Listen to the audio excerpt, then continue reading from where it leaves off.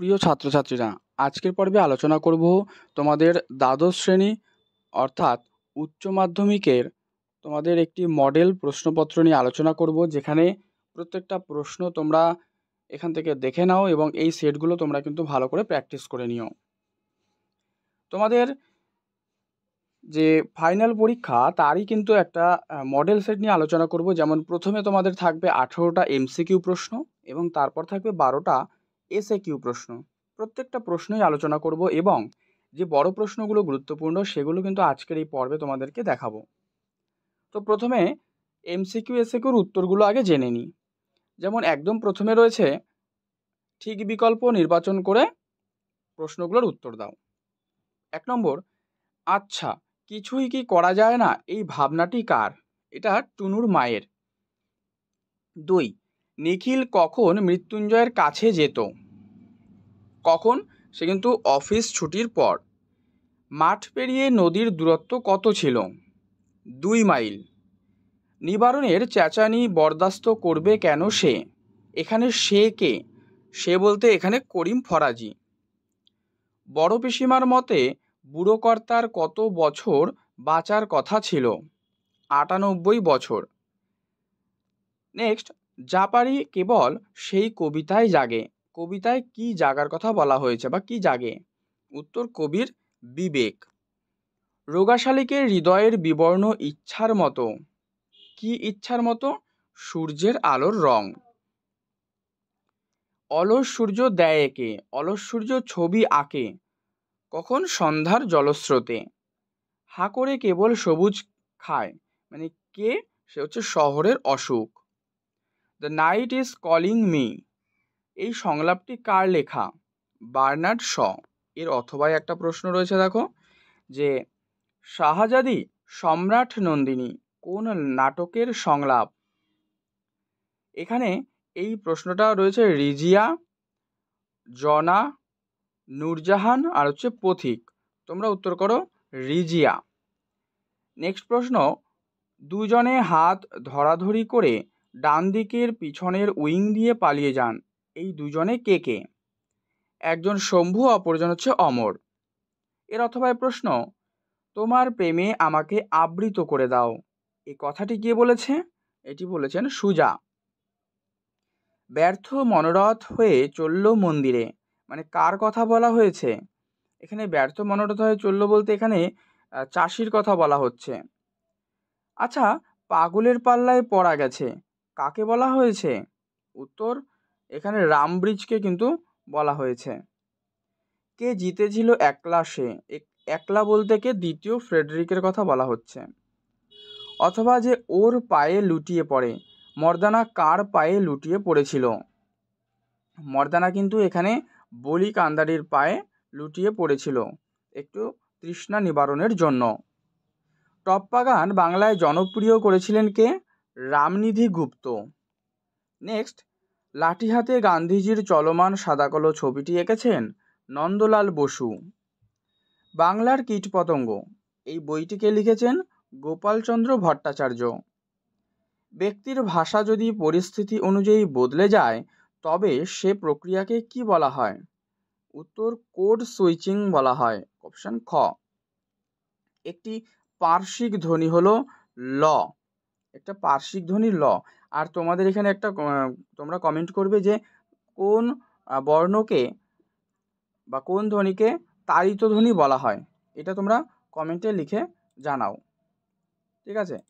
এবারে নেক্সট প্রশ্ন এসএকিউ, এগুলো আলোচনা করব। দেখো, প্রথম এখানে তোমাদের কিন্তু মোট 12টা প্রশ্ন রয়েছে, প্রত্যেকটাই 1 করে, অর্থাৎ 12। প্রথম প্রশ্ন, তান্ত্রিকের নতুন বিধেন হলো। তান্ত্রিকের নতুন বিধেনটি কি?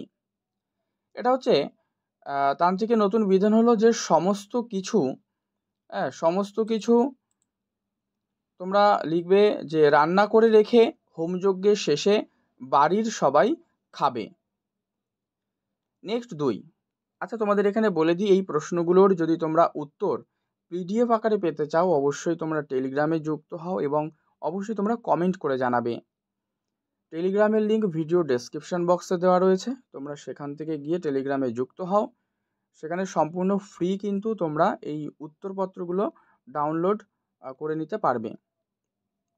আর অবশ্যই একটু সাবস্ক্রাইব করে রেখো। নির্ঘাত মরে গেছে বুড়িটা কোথা থেকে নেওয়া? এটা কিন্তু ভারতবর্ষ গল্প থেকে নেওয়া, যেটা হচ্ছে সৈয়দ মুস্তাফা সিরাজের লেখা। আর কথাটি কে বলেছিল? চাওয়ালা জগা। নিস্পন্দ নিরপরাধ ঘুম। এই ঘুম নিরপরাধ কেন? কারণ ভোরের আলোর মতোই পবিত্র ও সরল বাদামি হরিণটিকে হত্যা করেছিল সেই মাংসলোভী মানুষ। আর হরিণটির কোনো অপরাধ ছিল না, তাই কবি তার মৃত্যুকেই কিন্তু নিরপরাধ ঘুম বলেছেন। নেক্সট, শিশির ভেজা সবুজ সকালে কবি কি দেখেন? শিশির ভেজা সবুজ সকালে কবি কিন্তু সারা রাত সেই কয়লা খনিতে কর্মরত নিদ্রাহীন মানুষের অবসন্ন শরীরে ধুলোর কলঙ্ক দেখতে পান। নেক্সট, যা পারি কেবল, কবি কি পারেন বা কে কি পারেন? কবি এখানে মৃদুল দাশগুপ্ত। আর তিনি যা পারেন তা হচ্ছে অন্যায় অবিচার, অত্যাচার, নিপীড়ন সব কিছুর বিরুদ্ধে তার ক্ষোভ ও প্রতিবাদ বিস্ফোরণের বারুদের মতো অন্তর্নিহিত রাখতে। সবুজের অনটন ঘটে কোথায় এবং কেন? আধুনিক নগর সভ্যতা প্রতিনিয়ত প্রকৃতিকে ধ্বংস করে। আগ্রাসী এই নাগরিক সভ্যতা কেবল হা করে সবুজ খায় বলে প্রকৃতির বুকে এবং কবির মনে সবুজের অনটন ঘটে। দাতাকর্ণ যে, বক্তা কাকে কেন দাতাকর্ণ বলেছেন? এখানে উক্তিটা হচ্ছে শম্ভুমিত্র অমর গাঙ্গুলির প্রতি করেছেন। আর শম্ভুমিত্র যখন হাতের সেই কাল্পনিক সিগারেটটা ফেলে দিতে দ্বিধাবোধ করে, তখন কিন্তু অমর গাঙ্গুলি সেটি ফেলে দেওয়ার কথা বললে শম্ভুমিত্র উক্তিটি করেন। এর অথবায় প্রশ্ন, মরা হাতি সোয়ালাক কার সম্পর্কে কোন প্রসঙ্গে এমন মন্তব্য করেছেন? এখানে প্রবীণ অভিনেতা হচ্ছে রজনীকান্ত চট্টোপাধ্যায়ের অভিনয় দক্ষতা প্রসঙ্গে কিন্তু প্রবাদটা প্রয়োগ লক্ষ্য করা হয়েছে। এত কষ্ট করছি তবু হাসি পাচ্ছে না, এই হাসি না পাওয়ার কারণ। দেখো, এখানে তোমাদের এই যে প্রশ্নটি রয়েছে যে এত হাসি পাচ্ছে তবুও মানে এত কষ্ট করছে তবু হাসি পাচ্ছে না, হাসি না পাওয়ার কারণ তোমরা সংক্ষেপে 2 লাইনে তোমরা লিখে দেখাও কমেন্টে। এটা তোমাদের HW দিলাম। আর নয়তো তোমরা PDF-এ তো পেয়ে যাবেই সম্পূর্ণ ফ্রিতে। যাই হোক, পরবর্তী প্রশ্ন, নানা রঙের দিন নাটকের প্রেক্ষাপট ছিল কি? পেশাদারি থিয়েটারের একটা ফাঁকা মঞ্চ।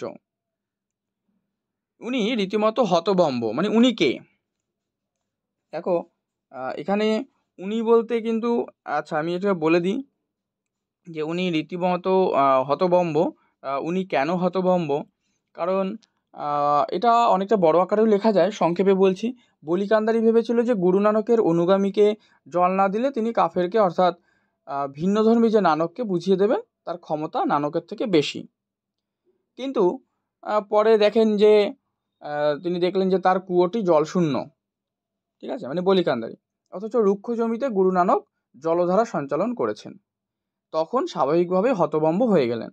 এটা সংক্ষেপে একবারে আমি লিখে দিলাম, কারণ এটা ডিটেলসে লিখতে গেলে অনেক বড় হয়ে যাবে। আর আমাদের প্রশ্নের মান যেহেতু 1 নম্বর, সেই জন্য সেইভাবেই লিখতে হবে। অথবা তারা থাকতো কোন বাসায়, কাদের কথা বলা হচ্ছে? এখানে যেসব শ্রমিকরা সোনা ঝকঝকে লিমা বানিয়েছিল তাদের কথা বলা হয়েছে। জোর কলম শব্দ কাকে বলে? একটি শব্দের অংশবিশেষের সঙ্গে অন্য একটি শব্দের অংশবিশেষকে জুড়ে দিয়ে যে নতুন শব্দ পাওয়া যায় তাকে জোর কলম শব্দ বলা হয়। বাংলা ভাষাকে SOV ভাষা বলা হয় কেন?